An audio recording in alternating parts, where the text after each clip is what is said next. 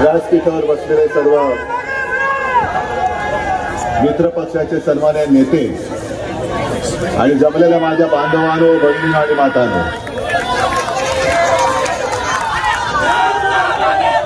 माझ्या आधीचे दोन वक्ते जरा हिंदी आणि मराठीमध्ये बोलले. मराठीत बोललो तर समजतं ना सगळ्यांना, कळतं ना. साहजिकच आहे आजची सभा आपल्या निवडणुकीच्या विजयासाठी आहे. मी प्रचारासाठी बोलतच नाही, विजयासाठी आहे. आणि लढत कोणामध्ये आहे हा पहिला प्रश्न जर का आपल्याला कोणी विचारला तर तुम्हाला सांगायला पाहिजे की एका बाजूला म्हणजेच आपल्या आईवरती वार करणारा आणि दुसऱ्या बाजूला त्याच्या समोर तुमच्यावरती जो अन्याय होतो त्या अन्यायावरती छातीवरती वार करणारा अनिल देसाई. हे दोन फरक आहेत. दोघेही वार करणारे आहेत, पण एकाने आपल्या आईच्या कुशीवरच वार केला, ज्याने राजकारणामध्ये जन्म दिला, आणि जो आईचा नाही होऊ शकला तो तुमचा काय होणार. नुसता गद्दार नाहीये, कोंबडी पण सोडा, आईवरती वार करणारी औलाद आहे. आणि आता त्यांनी काही देऊ द्या, श्रीखंड देईल, दूध देईल, तर त्याला म्हणा तू गद्दारीचं शेण खाल्लंस. आणि आता भले श्रीखंड वगैरे म्हणजे पहिलं हा उद्योग सुद्धा कसा सुरू केला, कुठून सुरू केला ते सुद्धा खणून काढावं लागेल. पण त्याच्यामध्ये मी काही जाऊ इच्छित नाही, कारण आपलं सरकार आल्यानंतर ईडी वगैरे आपल्याचकडे येणार आहे, आपल्या हातात. तेव्हा बघू यांचं काय करायचं ते. आजची सभा बऱ्याच दिवसानंतर या परिसरात होते. निदान मी तर या परिसरात बऱ्याच वर्षांनंतर आलोय आपल्याशी संवाद साधायला. निवडणूक तर लोकसभेची आहे आणि रोज पेपरमध्ये बघतोय की कधी न दिसणारे सगळे मोठमोठे दिल्लीवाले महाराष्ट्राच्या फेऱ्या घालायला लागलेत, आता वाऱ्या करायला लागलेत. मोदी येत आहेत, अमित शहा येत आहेत आणि येऊन जाऊन आपल्यावरती बोलून जात आहेत. परत म्हणजे इकडे घ्यायचंच नाही आता. सगळ्यात म्हणजे काय यांची वृत्ती आहे बघा. ज्या शिवसेनेने म्हणजे आपण सगळ्यांनी गेल्या वेळेला काँग्रेस राष्ट्रवादी आपल्या विरुद्ध होते आणि आपण मूर्खासारखे यांना पंतप्रधान करायचं म्हणून महाराष्ट्र पिंजून काढत होतो. ज्या शिवसेनेने, शिवसेना प्रमुखांच्या शिवसेनेने मोदी पंतप्रधान व्हावेत म्हणून अपार कष्ट घेतले, शिवसेनेसोबत भाजपाचे सुद्धा लोक आम्ही निवडून आणली, तुम्हाला तिकडे बसवलं, तुम्ही आम्हाला 14 साली सुद्धा दगा दिलात आणि 19 साली तर दिला. आणि आता तर आपल्या शिवसेनेला नकली शिवसेना म्हणतात. ही बघा माझी नकली का असले नाणं खणखणीत आहे. बरं, आज आणखीन एक जरा गंमत झाली. इंडियन एक्सप्रेस मध्ये मी एक मुलाखत दिली आणि मुलाखत त्या महिला होत्या, त्यांनी पत्रकार होत्या, त्यांनी मला विचारलं की तुम्ही जे सांगतायत की 2.5 वर्षाचं ठरलं होतं. म्हटलं ठरलंच होतं. शिवसेना प्रमुखांची खोली मातोश्रीत मी जिथे राहतो तिथे वरती आहे. त्या खोलीत अमित शहा आणि मी दोघं जण बसून ते ठरवलं होतं. आणि मी माझ्या आई वडिलांची शपथ घेतले, तुळजाभवानीची शपथ घेतले. आई वडिलांशिवाय दुसरं दैवत कोणतं, तुळजाभवानीशिवाय आणखीन दैवत कोणतं. छत्रपती शिवाजी महाराज आहेत, बाबासाहेब आहेत. पण देवदेवतांची शपथ घेऊन मी बोललो. आणि मग पुढे मी त्यांना सांगितलं की साधारणतः याच काळामध्ये म्हणजे फेब्रुवारी तो पुलवामाचा हल्ला कधी झाला होता ती तारीख असणार, त्याच अलीकडे पलीकडे अमित शहा आले होते आणि त्यांना मी सांगितलं होतं की 2.5 वर्षाचा. ते म्हणाले ठीक आहे. त्याच्यानंतर 2-3 महिन्यांनी लोकसभा निवडणुका होत्या, त्याच्यानंतर 4-5 महिन्यांनी विधानसभा निवडणुका होत्या. त्या 4-5 महिन्याच्या काळात देवेंद्र मुख्यमंत्री होते. मला म्हणाले की उद्धवजी तुम्ही आधी त्यांनी तोपर्यंत विधानसभा लढवण्याचा निर्णय घेतला होता, आधी लोकसभेच्या वेळेला विधानसभेचा विचारच केला नव्हता. मला देवेंद्र म्हणाले म्हणजे कसा कोपऱ्याला गुळ लावतात ते बघा. मला म्हणाले उद्धवजी मी काय करतो, आदित्यला चांगला ग्रूम करतो, म्हणजे चांगला तयार करतो, मग 2.5 वर्षानंतर त्याला आपण मुख्यमंत्री करू. म्हटलं हो काहीतरी त्याच्या डोक्यात घालू नका, लहान आहे तो, त्याला पहिलं आमदार म्हणून तो तशी कारकीर्द सुरू करतोय, तुम्ही त्याला तयार नक्की करा, पण लगेच मुख्यमंत्रीपद वगैरे डोक्यात काही घालू नका. पण पुढचा प्रश्न माझा असा होता की समजा आदित्यला मुख्यमंत्री करा तुम्ही म्हणताय, पण तुम्ही एवढे ज्येष्ठ नेते या मुलाच्या हाताखाली काम करणार तुम्ही. माझा प्रश्न बरोबर होता का चूक? मग तेव्हा ते म्हणाले की नाही काय 2.5 वर्षानंतर मी वरती जाणार. म्हटलं एवढं लवकर? तसं नाही, म्हणजे मी दिल्लीत जाणार. म्हटलं असं सांगा ना, मी वरती जाणार म्हणजे काय 2.5 वर्षांत वरती जाणार? म्हटलं असं नका करू हो, त्याला वरती जाणार. म्हटलं बरं वर जाऊन काय करणार? त्या पाऊस पडणार? नाही, आपल्याला जरा कसं आहे अर्थ खात्यातलं जरा बरं कळतं, म्हणजे ना अर्थमंत्री व्हायचं होतं. हे सगळं ठीक आहे, या सगळ्या डिटेलमध्ये मी जात नाही. पण आज ते जे बोलले आज चरफडले, कारण मी हे त्यांचं बिंग फोडलं. मग चरफडल्यानंतर ते भरकटले, मला भ्रमिष्ठ म्हणाले. ठीक आहे, मी भ्रमिष्ठ आहे की नाही लोक ठरवतील, पण तुमची हालत जी आज झालेली आहे देवेंद्रजी फार वाईट आहे. आज चरफडून ते काय बोलले, हे उद्धव ठाकरे भ्रमिष्ठ झालेत. आधी म्हणाले अमित शहाना कुठल्या तरी खोलीत घेऊन गेले, नंतर म्हणाले देवेंद्रने शब्द दिला. अहो देवेंद्र, जनाची नाहीतरी मनाची ठेवा, दोन्ही तुम्हाला नाहीये आम्हाला माहिती आहे. लाज लज्जा सोडलेला कोडगा माणूस आहे. कारण ज्याला तुम्ही कुठली तरी खोली म्हणताय, ती खोली तुमच्यासाठी कुठल्या तरी खोल्या बऱ्याच असतील, त्या खोल्यांमध्ये तुम्ही काय करता आम्ही नाही बघू इच्छित. पण ज्याला कुठली तरी म्हणताय ती कुठली तरी नाही, मातोश्रीमध्ये ज्याला आम्ही मंदिर बांधतो ती बाळासाहेबांची खोली आहे. आणि त्याच खोलीत अमित शहा नाक रगडायला आले होते बाळासाहेबांच्या फोटो समोर, तीच ती खोली. आणि त्या खोलीत अमित शहानी तुम्हाला नो एंट्री केली होती. मी नाही, अमित शहानी सांगितलं होते तू बाहेर बस, तू बाहेर बस. 2 मोठी माणसं बोलतायत, तू बाहेर बस. मग तुम्हाला माहिती पण नाही.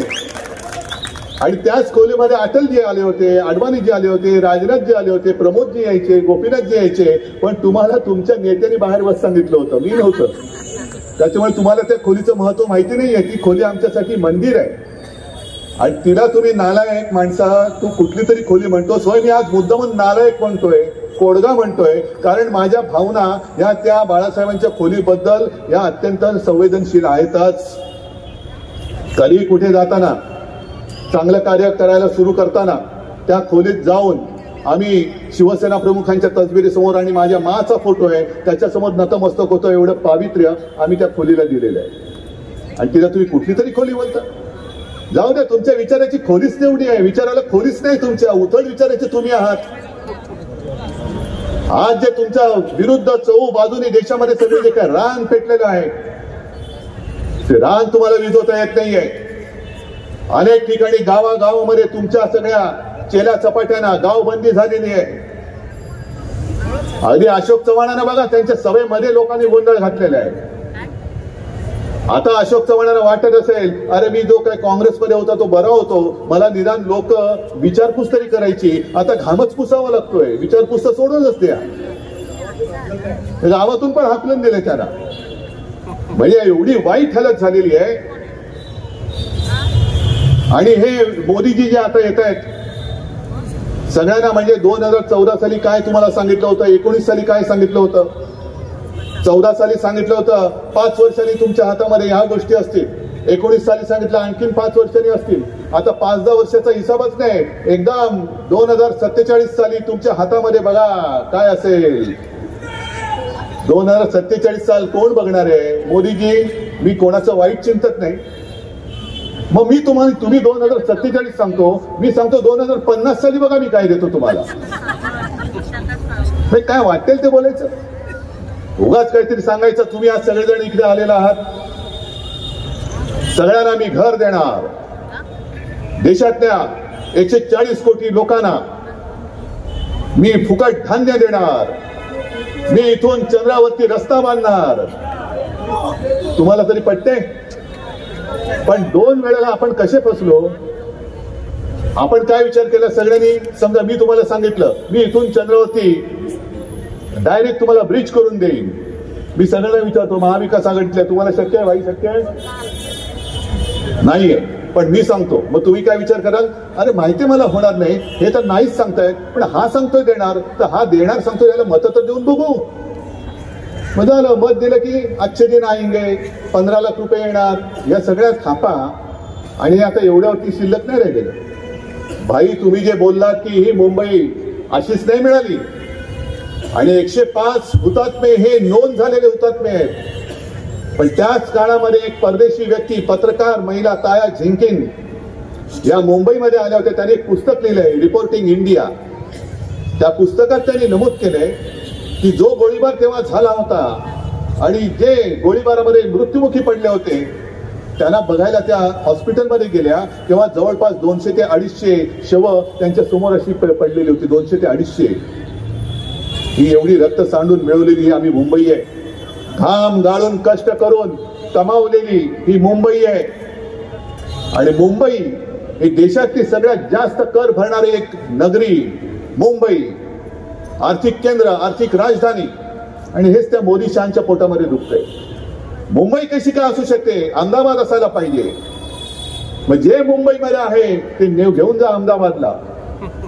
हिरे व्यापार घेऊन गेले, इतर अनेक गोष्टी ज्या कर रूपाने आपल्याला महसूल देत होते ते सगळेचे सगळे उद्योग आणि ऑफिस, अगदी सिमेंट पासून त्या अडाणीमध्ये कुठली सिमेंटची कंपनी घेतली, ती कंपनी सुद्धा त्यांनी ऑफिस अहमदाबादला, गुजरातला घेऊन गेली. माझं गुजरात बद्दल काही असूया नाहीये, गुजरात बद्दल काही द्वेष आहे असं अजिबात नाही. उद्या आपलं इंडिया आघाडीचं सरकार आल्यानंतर गुजरातच्या हक्काचं काय असेल ते आम्ही जरूर देऊ. गुजरातवरती अन्याय करणार नाही, अजिबात करणार नाही. पण मोदी जे करताय की तुम्ही माझ्या महाराष्ट्राच्या तोंडातला घास काढून जे गुजरातला भरवत आहात, तो घास आम्ही तुम्हाला काढू देणार नाही. आता मोदीजी, आम्ही तुम्हाला गुजरातला पाठवल्याशिवाय राहणार नाही. तुम्ही सगळं आमच्याकडनं गुजरातला नेताय ना, मग आता जा, तुम्ही पण गुजरातमध्ये जा. तुम्ही नका जाऊ दिल्लीमध्ये, जा परत. अनेक ठिकाणी आज तर मी व्हिडिओ बघितला, घोषणा दिल्या जातात, गो बॅक मोदी. हे संपूर्ण चित्र आज महाराष्ट्रामध्ये आहे आणि देशामध्ये आहे. आज मुंबई महापालिका जी लुटली जाते, जवळपास 1.5-2 वर्ष झालं मुंबई महापालिकेची निवडणूकच घेत नाही. एक प्रशासक तिकडे डोक्यावर ठेवलेला आहे आणि त्याच्या माध्यमातून ही लूट सुरू आहे. आणि काय काय गोष्टी ऐकल्यानंतर तर एवढं तळपायची आग मस्तकात जाते. 2012 सालापर्यंत तुम्हाला सगळ्यांना माहिती पाहिजे ही गोष्ट, मुंबई महापालिका ही तोट्यामध्ये होती, त्रुटीमध्ये होती. 640 कोटी रुपये मुंबई महापालिका त्रुटीमध्ये होती. ती आतापर्यंत जेव्हापर्यंत महापालिका विसर्जित झाली तेव्हा शिवसेनेची जी सत्ता होती त्यावेळेचा आकडा 90,000 कोटीच्या फिक्स डिपॉझिटमध्ये आपण ठेवी ठेवल्या होत्या. 640 कोटी मायनस पासून 90,000 कोटी प्लस पर्यंत गेलेली आपली महापालिका. आणि हा सगळा कॉन्ट्रॅक्टरचा कारभार जो चाललेला आहे, उगाच आम्ही बोलत नाही सुटबुटकी सरकार. रस्त्याची कामं काढतायत, आणखीन कसली कामं काढतायत, बरं काढा तुम्ही कामं. पण आता परिस्थिती अशी निर्माण होईल की कालांतराने मुंबईमध्ये विकास कामं तर ठप्प होतील, पण मुंबईच्या सफाई मजदूरांना सुद्धा पगार द्यायला मुंबई महापालिकेकडे पैसा शिल्लक राहणार नाही. सगळ्या ह्या मिंदे आणि शहा मोदींच्या मित्र कॉन्ट्रॅक्टरनी लुटलेली मुंबई असेल, विकेला लावून टाकलेली मुंबई असेल. म्हणजे आमचं वैभव आहे. अनिल देसाई, तुम्ही जे बोललात की प्रत्येक वेळेला हिमालयाच्या मदतीला सह्याद्री धावतो, तसंच देशाच्या पूर्ण अर्थव्यवस्थेला मुंबई आधार आहे. जवळपास 36 ते 37% रक्कम कर विविध कराच्या रूपाने ही एकटी मुंबई भरते. तिचं महत्व तुम्ही खतम करताय. आज बीएसटीला देण्यासाठी यांच्याकडे पैसे नाही आहेत. बीएसटीच्या कर्मचाऱ्यांना ग्रॅच्युटी द्यायचे, नाही देतात पैसे. पण मेट्रोचं जे काम आहे, मेट्रोचं काम हे राज्य सरकार आणि केंद्र सरकारचं काम आहे. पण मेट्रोच्या कामासाठी MMRDA 3,000 कोटी रुपये त्या माझ्या मुंबई महापालिकेच्या कष्टाच्या पैशातून उचलून MMRDA त्यांच्या कॉन्ट्रॅक्टरच्या उरावरती घालते. हा कुठला उपक्रम आहे? सरकारच्या हाताखालची ती MMRDA. मुंबई महापालिकेला किती वर्ष झाली? 100, 125, 150 वर्ष झाली. आणि MMRDA आत्ता आली. आणि आता माझं मत असं ठाम झालेलं आहे की जर हे मिंदे सरकार त्यांच्या कॉन्ट्रॅक्टर मित्रासाठी MMRDAच्या माध्यमातून मुंबई महापालिकेची तिजोरी लुटत असेल तर आमचं उद्या जे सरकार येईल ते आल्यानंतर एक तर आम्ही MMRDAच रद्द करू किंवा MMRDAची कार्यकक्षा मुंबई महापालिकेच्या बाहेर टाकून देऊ तिला. तुम्ही माझ्या मुंबईच्या जागा विकतात. मुंबईची जागा जी BKCची होती, आर्थिक केंद्र तिकडे येणार होतं, ती बुलेट ट्रेनच्या घशात घातली. तिकडचा सगळा कारभार जो आहे तो MMRDAकडे. मग तिकडे महापालिकेचं काही चालत नाही, फक्त मंजुरी द्यायची महापालिकेने, कचरा उचलायचा, शौचाचं सगळं सांडपाणी वाहून द्यायचं, सगळ्या सेवा पुरवायच्या. पण अधिकार हे टिकोजीराव, MMRDA आणि त्यांचे जे मित्र, ही मुंबईची पूर्णपणे लूट चाललेली. 3,000 कोटी रुपये आज लुटतायत.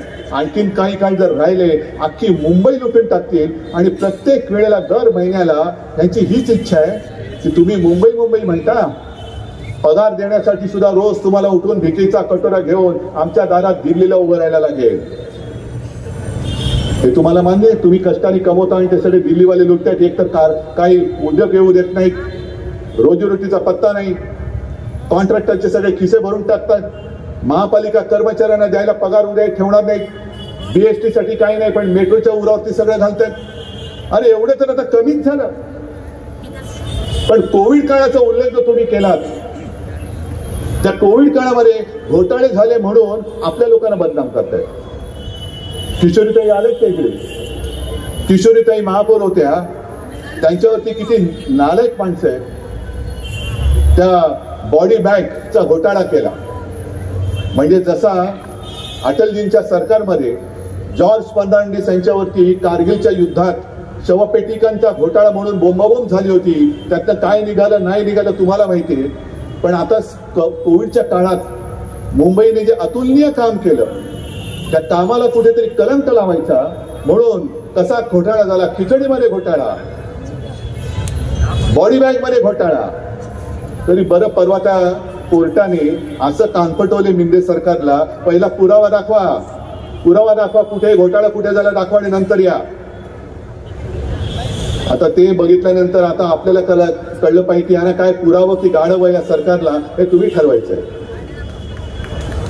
म्हणजे वाटेल तसं बदनाम करून टाकायचं, कोणाच्याही अंगावरती चिखल उडवायचा, वाटेल ती बदनामी करायची. आणि बदनामी केल्यानंतर घाबरला तर ये माझ्या पक्षामध्ये. जसं आत्ता काल परवा पण आपल्याकडनं कोणतरी गेलं तिकडे, बदनाम करून टाकायचं. कोविड काळामध्ये एवढं सुंदर काम झालं तरी सुद्धा कोविड काळामध्ये घोटाळा. तुम्हाला नालायकाने लाज वाटली पाहिजे. संपूर्ण देशात कुठेही नाही असं फील्ड हॉस्पिटल जे चीनने 15 दिवसात उभारलं होतं, माझ्या मुंबईने 15 दिवसात 17 दिवसात तेही उभारून दाखवलं होतं. तुम्हाला अभिमान वाटायला पाहिजे.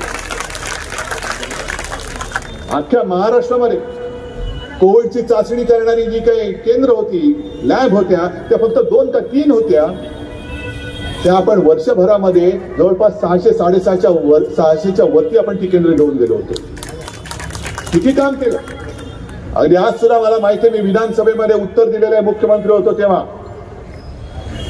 कोविडची सुरुवात झाली तेव्हा संपूर्ण राज्यात सगळे ऑक्सिजन, व्हेंटिलेटर, साधे बेड हे सगळे मिळून जर बेरीज केली असती तर ती जेमतेम 7-8 हजार होत होती. 7-8 हजार. आणि तुम्हाला समाधान वाटलं पाहिजे की एका वर्षाच्या आत आपण त्याची संख्या 3.5 लाखाच्या वरती गेली होती. 3.5 लाख. एका वेळेला आपण जवळपास 1.25 लाख रुग्णांना ऑक्सिजन देऊ शकू एवढी एक सज्जता आपण केली होती. मला दाखवा दुसऱ्या कोणत्या राज्याने केली होती. मोदीजी, तुम्ही जे म्हणताय गुजरातने तरी केली होती एवढी सज्जता.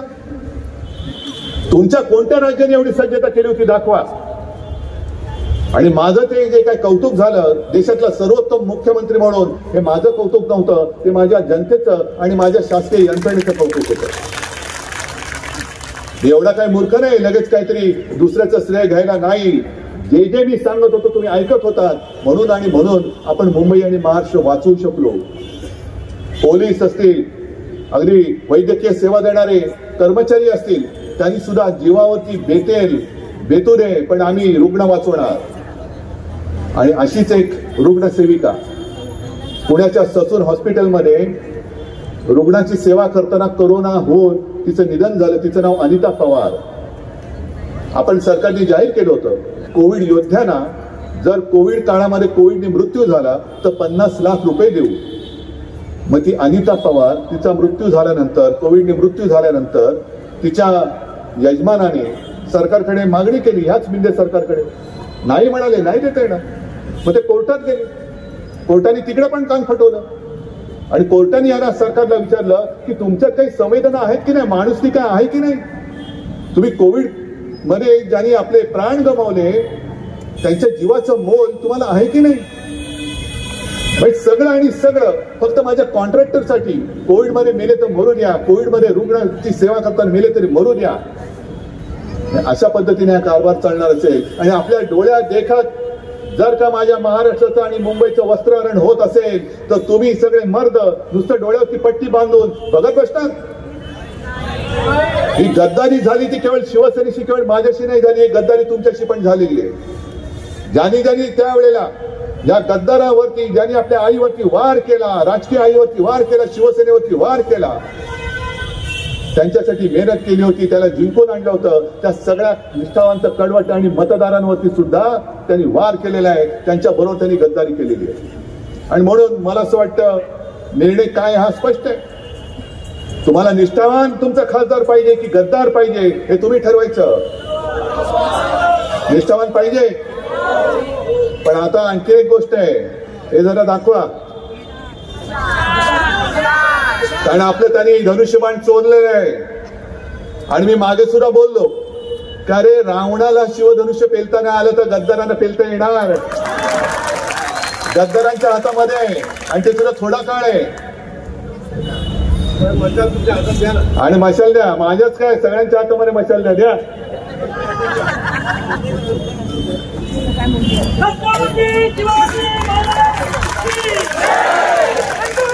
शाबास, तिकडे पण मला मशाली दिसत आहेत. आणि ही मशाल केवळ एवढीच नाहीये तर इथे सगळ्या जमलेल्या तुम्ही मशालीच आहात. अन्यायाविरुद्ध आणि गद्दारी विरुद्ध पेटून उठलेला आहात. आणि या मशाली पेटल्यानंतर हुकुमशाहीची जी काही एक राजवट, हुकुम